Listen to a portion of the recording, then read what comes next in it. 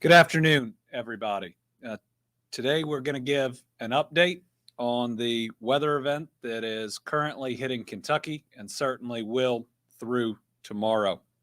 There have been a couple of changes in the forecast, but I want to be clear. This is still a severe weather event that could cause significant harm to Kentuckians if we are not careful. It is taking a little longer to reach us than expected, but we certainly expect rain to turn into freezing rain and to start seeing ice in the Louisville, Frankfort area by 2 p.m. It'll start getting real treacherous at that point on the roadways. Should be hitting Lexington at or near rush hour, making getting home from work, if you're in at work, very treacherous in that area. Given that it's moving a little bit slower, there are some areas in Kentucky that it'll only hit at nightfall or even later. While some of the ice accumulation predictions have been somewhat lowered, the predictions in many areas are still a quarter to a half an inch, which can cause serious problems on the roadways, can cause down limbs that then knock down power lines. You'll hear in a minute, I think we've already have 4,000 people that are out of power. So while we will give you the latest update on what we think we are going to see, it is still significant. So the number one message is stay off the roadways if possible, as rain, snow, and ice continue through this evening and then through Friday morning. According to the National Weather Service, freezing rain is already ongoing in western Kentucky, and precipitation will transition slowly to freezing rain from northwest to southeast across Kentucky. We'll show you a map in a minute. It's changed a little bit from tomorrow and what could see. Some of the ice is now a little further south, all the way to Bowling Green, and some parts of the east, like Boyd County, are no longer in the most concerning band. But the areas that are in that are still expected to get a quarter to a half an inch of ice. Now, this event no longer appears that it will be as severe as some in the past. It's certainly not going to be like what we saw in 2009, but 2009 was one of the worst we have ever seen. It is still very dangerous, and we need people to respond accordingly. Due to the storm starting with rain, roads could not be treated with brine and rock salt as it simply washes away. In other words, the rain and then the ice and then the snow that may come on top of it makes it much more difficult to treat, which means if you are out on the roads when this happens, it will be harder to get to you. And if you are out on the roads and in an accident or just simply out on them, it will take us longer to treat them, to get them in better shape once we are able to get all of our folks out on the road. The National Weather Service said significant ice accumulation is expected between the Ohio River and the West Kentucky and really the Bluegrass Parkways. Travel is also going to be impacted Friday morning as temperatures, precipitation, and snow continue to fall. Flooding is also possible in south central and east central Kentucky, and possible river flooding into the weekend, especially the Green River Basin. We fully expect to flood. As a reminder, I've already declared a state of emergency so we could pre-position our assets, especially to help people that might be stranded. We also have signed a price gouging order that prevents people from raising prices and taking advantage of people during this time. Contact the Attorney General's office if you see any gouging. We closed state office buildings today to protect our people, knowing a lot of schools would also close and to keep folks off the road. Well, tomorrow morning, most likely during the time that people would be going to work, is also going to be very dangerous. So state office buildings will also be closed tomorrow, Friday. Please refer to the Kentucky Personnel Cabinet, given your specific position for what that may mean. Kentucky Emergency Management continues to activate the State Emergency Operations Center, and personnel from the National Guard and the Transportation Cabinet, the Kentucky State Police are all out there working. to try to keep us safe. Want to show just a couple of slides, and then I think Director Dossett will go over them again. These are the most updated predictions from the National Weather Service. Can we go to the first one? So as you'll see, the area of most concern in Kentucky, that is the purple area, really runs from the entire purchase area in western Kentucky up through Louisville to Frankfort to Lexington, and then down to E-Town and just barely into Warren County. The western parts of this are already getting hit and certainly feeling it. Now, this has changed a little bit from yesterday when the line was a little different and went all the way over to parts of eastern Kentucky. So if you were in that eastern Kentucky part and you're kind of in the bluish, that's a lot of where we think we're going to get the flooding. So you will be facing a different type of emergency, most likely. This is still a significant weather event for all of Kentucky, even if what you are going to get, depending on your region, is a little different. Timing has also changed. I think that most meteorologists would tell you that they expected this front to move quickly, to already be here. Maybe we will learn from this about the whys, but if you look at the next slide, it is moving very slowly into Kentucky and will move very slowly through Kentucky.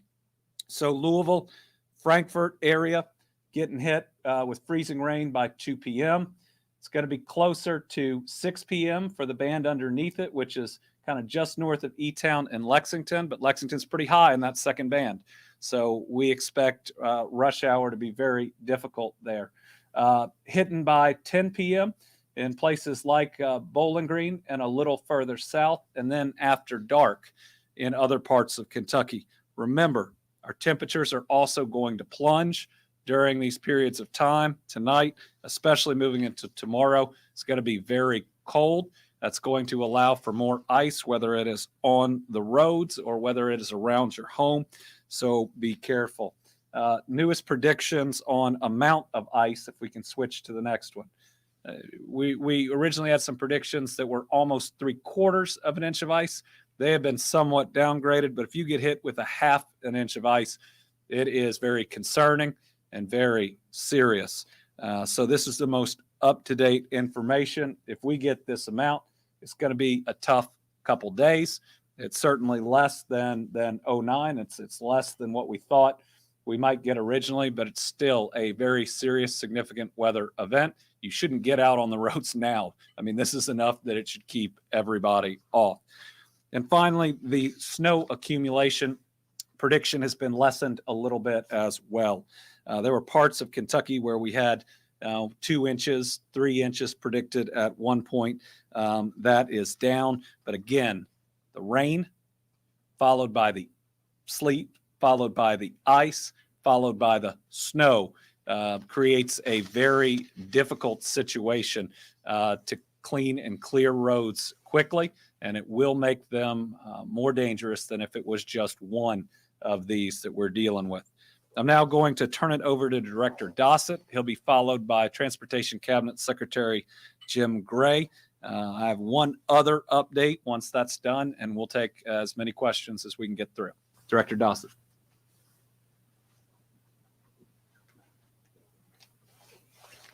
Thank you, Governor. And as the Governor indicated, we have had some better news on conditions. However, listening to all the forecasts and the calls, this is an extraordinarily complex system. And the Governor described it well. We started with rain, we'll go to sleet, we'll go to ice, we'll go to snow, and we'll go back to rain again. And this occurs over a 2-day period. So what you saw this morning, and if you can pull up the timing slide again, what we saw this morning is a stalled front, quite frankly, at the top of the state in between the boundary from Indiana to Kentucky. That stayed static for about 3 hours. And even the Weather Service, who we're in constant contact with, they could not determine what the cause was for the storm system to stall out. We have northern winds gusting from 20 to 25 miles an hour, and that assists in pushing the system south But the bottom line is it's late developing. So that gives us some better outcomes and also some more difficult ones. The better outcomes are we're getting a reduced number of counties that will experience severe icing. As the governor indicated, we're already experiencing icing in our southwest counties. Paducah has seen a tenth of an inch, and that was just from 30 minutes ago. I will guarantee you that amount is up because they're fully into freezing rain now.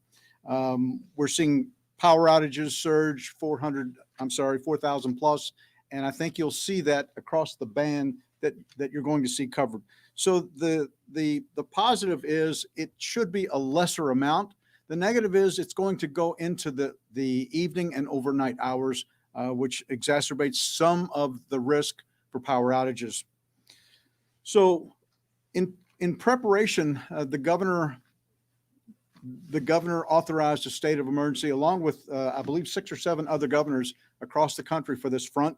So we were able to pre-stage, and these teams include the Kentucky State Police, our Tier 1 partner, the Kentucky Transportation Cabinet, our National Guard, some of our local response folks that will be out doing welfare checks if required. And they're staged at some of the transportation hubs across Kentucky to respond to events as they are required. So the long and the short of it is the same warnings apply. We would ask you not to get on the roads if not extremely necessary. Please give us a day to interact with the weather conditions. It's still going to be rough on Friday, but give us a day for the Transportation Cabinet to do the fine work that they do across the state. We're looking at a snow event after the icing. In some ways that helps, but it's still an ongoing weather event. We have about 26 warming stations across the state that are in standby. We have one that's open now, but that poses no immediate threat. And I think Secretary Gray will talk a little bit about some of the road temperatures, and that's the reason why we're experiencing a delay. Again, in the central part of the state, you're going to see the freezing start at about 2 p.m., and it will extend well after dark into the late evening hours. Don't let your guard down. Whether this is a reduced amount of icing, any icing is bad. We have our power cooperatives and our private sector vendors in the EOC as we speak. They're watching this by the hour, and they've staged company assets for mutual aid, and they're ready to respond. But any icing is bad icing. So this can still be an extreme event, and it can still turn into a life-threatening event. Secretary?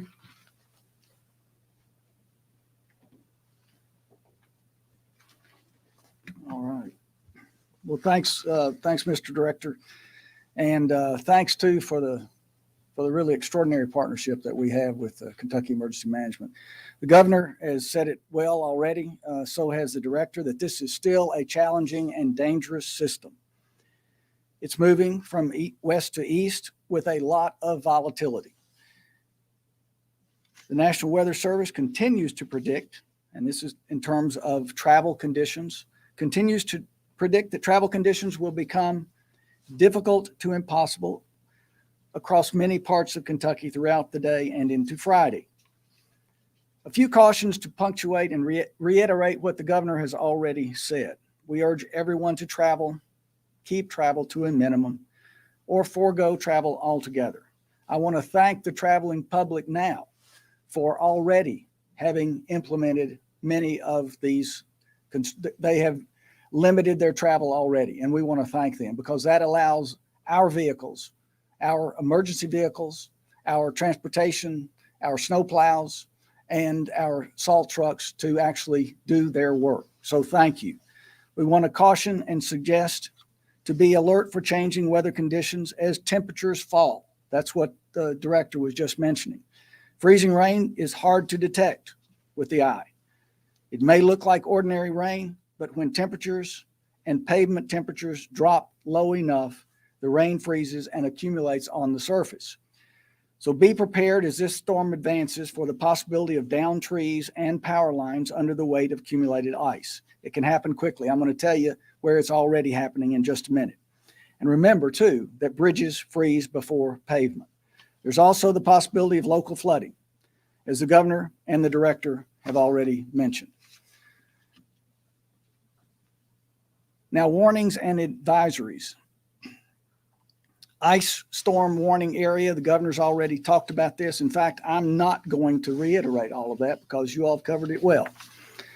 But let me tell you about the transportation cabinet activities for a minute, our snow and ice control activities. There are crews all across the state, our highway districts from west to east throughout the state that took advantage of a gap between storms to restock salt and other materials and get their equipment ready. And more than upwards of 1,500 pieces of equipment are today active in this work. Upwards of 2,000 employees in the Department of Highways activated. Our crews and our contractors will do everything that can be done to make roadways passable.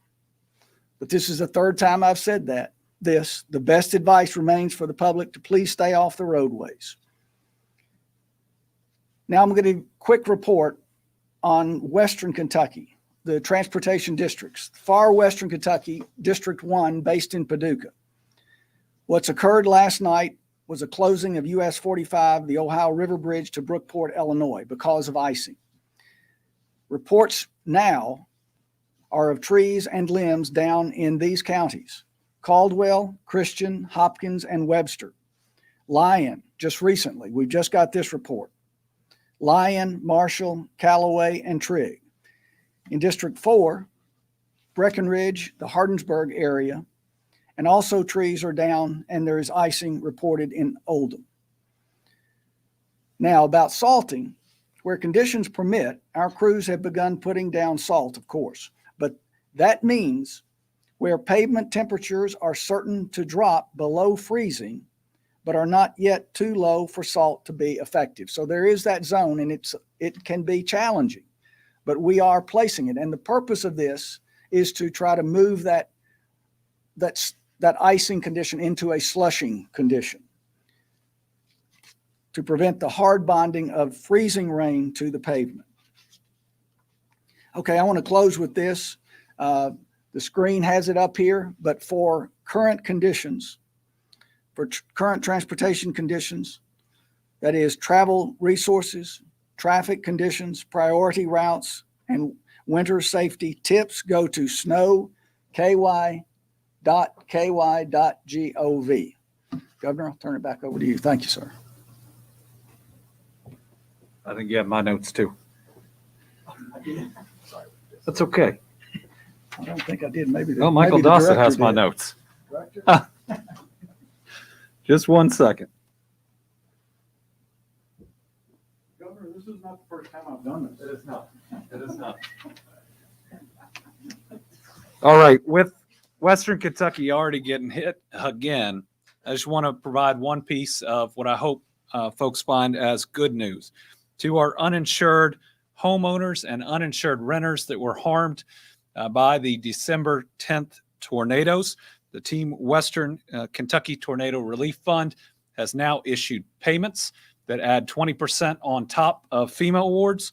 So 425 uninsured homeowners are receiving collectively $1,223,985.14.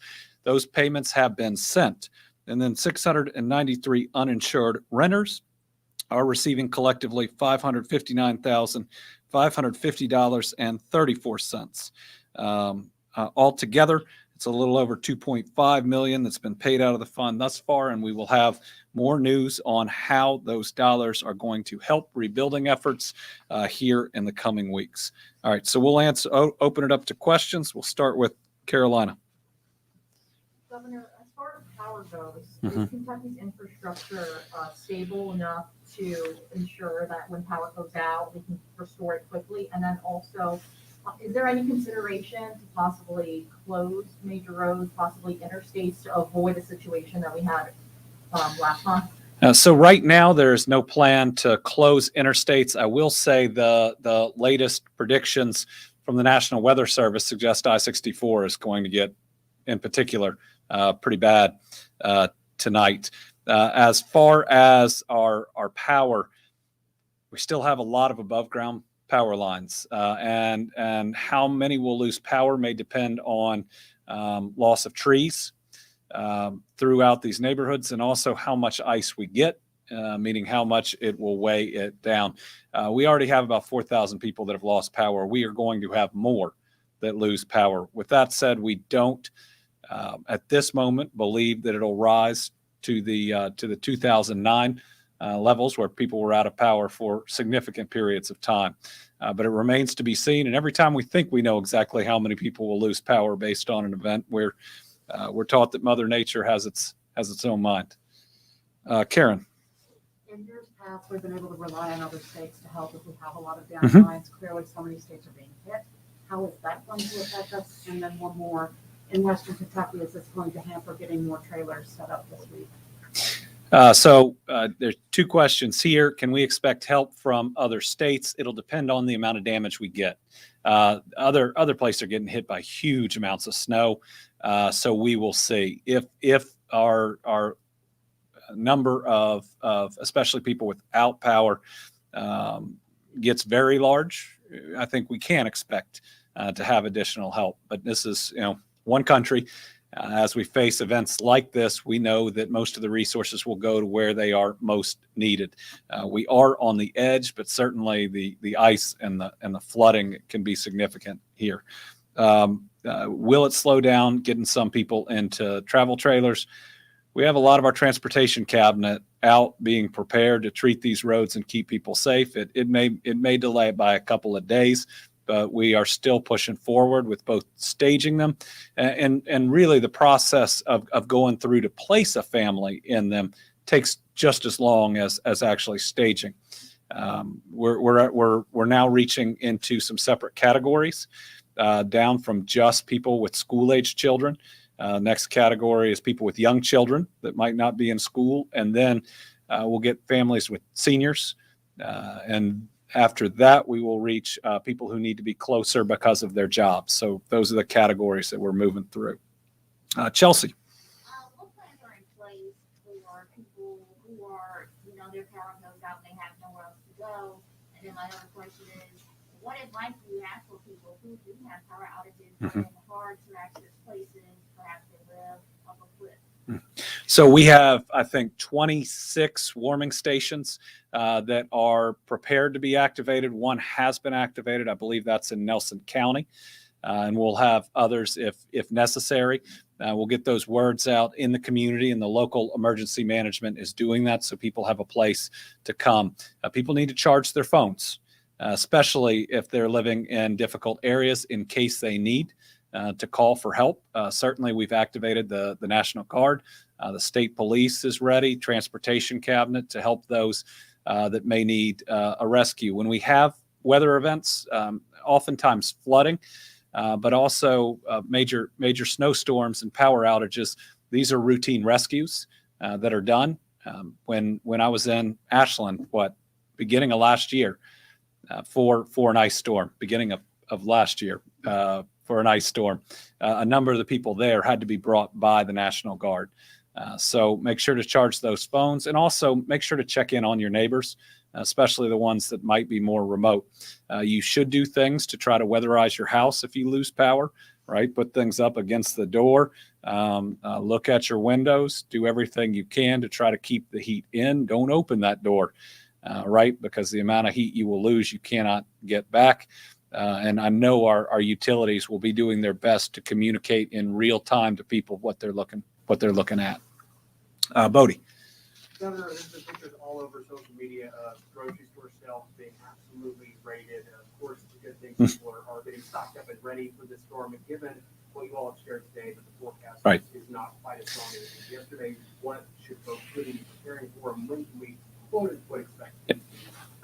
So the weather event itself is going to go through Friday morning, but it may take longer on Friday and will take longer to get the roads cleared and ready for use. But we hope, and we have some caution because of where temperatures are going to go, but we hope we're looking at days here and not weeks. Now, part of that will depend on what type of power lines may or may not go down for individuals, but people just need to be at the moment prepared for a couple days. And if in their region it's tougher than that, we'll need to be in contact, get them to one of those warming stations and get them extra help. But I don't think there's a need to make a run on a week or 2 weeks worth of food. Getting through a couple days, we'll probably do it. Debbie Yetter, Courier Journal. Hi, Governor. Also, I wondered if you had If- any, can you hear me? I can hear you. Hello? Okay. I can Did hear you, Do Debbie. you have any updated information on COVID today? And does it look like cases are continuing to decline? Yeah, cases are continuing to decline. I really think it'll be next week when we have all of next week's data that we'll start to see how rapidly it's declining. I believe overall for the state, we crested last week or really the week before going into it, but some parts of the state are just cresting now, and I think just about everybody will be on the downturn, will be declining in cases. And once that starts, once each of our areas is crested, I think the pace of our cases going down will increase. But every day we're having a little bit less. Now that could be 400 or 500 cases less, and that's a whole lot if we go back in time.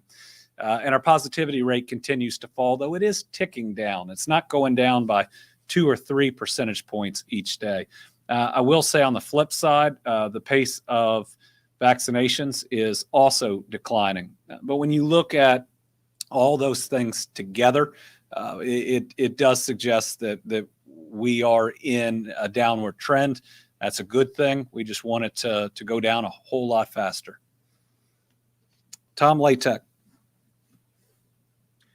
Thank you, Governor. Good afternoon to you. I've got two. One's real quick, and the other is maybe a little more thought-provoking. First of all, how many Kentucky Guard members do we have deployed? And secondly, you may remember in the Jones administration, they closed state government because of a bad winter storm, and a number of state employees who were on vacation sued so they could get their vacation days back. Will the folks who are on vacation this week get their days back? They need to be in touch with the personnel cabinet. I know about that event during the Jones administration. I believe that we have changed our policies to address it and how the personnel cabinet operates, but I'd want to get the official process from them. I do believe when we close offices, it has been adjusted how we handle it since that time.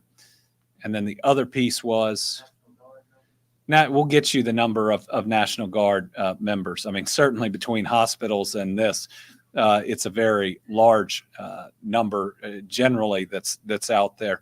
But they're pre-positioned right now and 5 or 6 set locations, but certainly ready to be amplified. And the way we position them is with transportation and their heavy machinery, with KSP, and with the Guard, to the point where if we had a bad accident and ultimately really backed up, say on the interstate, that we could get 2 people. A lot of what the Guard is prepared to do is help stranded motorists, and then we'll transition to wellness checks and other parts of the mission of the Guard. Austin Horn. Thank you, Governor. I'm curious, do you have a rough sense of how many total outages we can expect in the state? And I'm also wondering if you can speak to whether or not this whole back-to-back-to-back storm pattern has been draining on you guys and the emergency management staff and everybody that's had to deal with it. So that leads into another question I had. How rare is it to be in this situation where 4 states of emergency have been declared in 2 months? We don't think it's ever happened before. And certainly what we faced in 2 years with the pandemic and all of this has never happened before. But we are seeing more weather events in a short period of time than any of us can recall. And I think Michael Dossett has been with emergency management since its founding. Okay, for the last 30 years. Right. Well, he's retiring. We got to give him a little grief as he goes. But it's unprecedented. And then the nature of them, having some of the most severe, also unprecedented. It it takes a toll on you emotionally, but it hits everybody, right? So our job is just to come in and to push through and to do our very best. We can't get tired, whether it's in the governor's office or emergency management, state police, National Guard, transportation cabinet, because if we get tired, other people get tired. We have a job to do, and no matter how many days we got to show up, we're going to do it. Now, that's easy for me to say. Our folks that are out there doing the work deserve the praise for pushing through and showing a great example of resiliency. Was there one other part of that question? Okay. If there was, Austin, shoot it to us, and we'll get back to you with it. Gil McClanahan. Oh, no, the other question, hold on, Gil, was do we have an estimate on how many people will lose power? No, it really depends.